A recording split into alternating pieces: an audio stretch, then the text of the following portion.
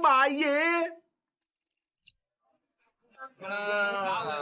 有個挑戰，哎，讓開啊！喂，你怎麼搞啊？你撞聾啊？你聽唔到我叫你啊？吓，你真係烏啄啄啊！你行路，死定啲啦！你行路。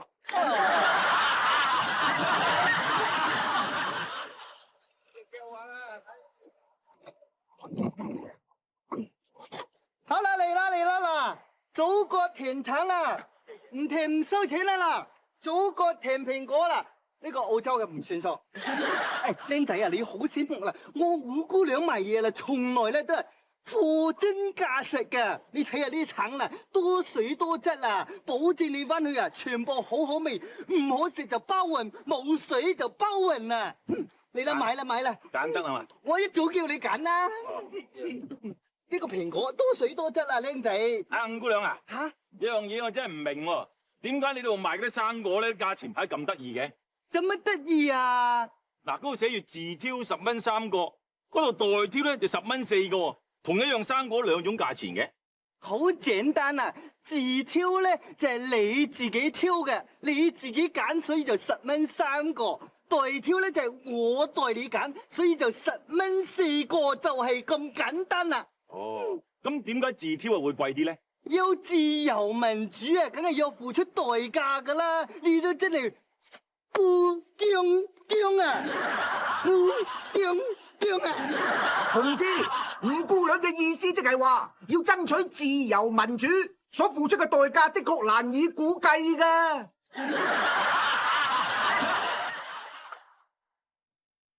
小兄弟，我睇咗你好耐啦，你係咁攞住我啲橙啊，好似榴蓮咁樣，逐個咪下，然之後聞下，睇下香唔香咁先買啊？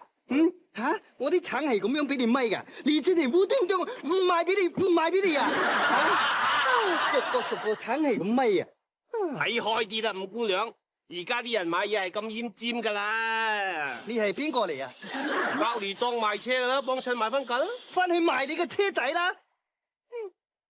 五姑娘做生意要你教。五姑娘啊，收錢啊！哦，好，揸住。五姑娘啊，你唔記得俾個袋我裝橙啊？袋？我哋都唔興用袋嘅。你兩隻手生嚟唔係用嚟揸嘢嘅咩？五姑娘啊，咁有啲嘢唔係幾明喎，點解你上面啲人啊唔興用袋載嘢嘅？梗係啦，因為我哋有先見之明嘛。哦，唔通你一早就預料到物料短缺呢個問題？你搞錯啦，我哋一早就已經預料到環境污染呢個問題。我哋國家啦，15年前已經開始推行環保啦，已經賣嘢唔用膠袋啦。你哋而家先開始推行，你都真係烏啄啄啊！同志，五姑娘嘅意思即係話社會進步有得亦有失嘅。呢件好啊！誒，哥哥仔啊，我睇你啊今日好醒啊，收咗唔少錢啦，不停咁收錢，今個月好發啦。發鬼發馬咩？我今個月啊，俾小販管理咗捉咗我4、5次啊，仲慘過納稅啊！冇法子啦，唉，建設國家、建設社會啊，係需要我哋共同努力嘛。五姑娘啊，點解呢架小販車啊又長又窄嘅？你唔知道做我哋呢行成日要走鬼咩？啊，我明啦，梗係走鬼嗰陣時方便走嗰啲橫街窄巷頂啦，係嘛？你錯，窄啲嘅車係方便我哋用嚟走後門啊！呢啲真係烏啄啄啊！同志，五姑娘嘅意思即係話走後門都唔緊要，不過千祈唔好走偏門啊！喂，五姑娘啊，喂，五姑娘，俾200蚊散紙嚟啊！哦，你怎麼做生意你都唔攞錢，唔攞嚿散紙你點樣做生意啦？冇散紙啊嘛，等啊，找錢啊，叔！等啊，肥仔，200蚊啊！你下次做生意大嚿錢啊！得啦，真係唔該晒五姑娘。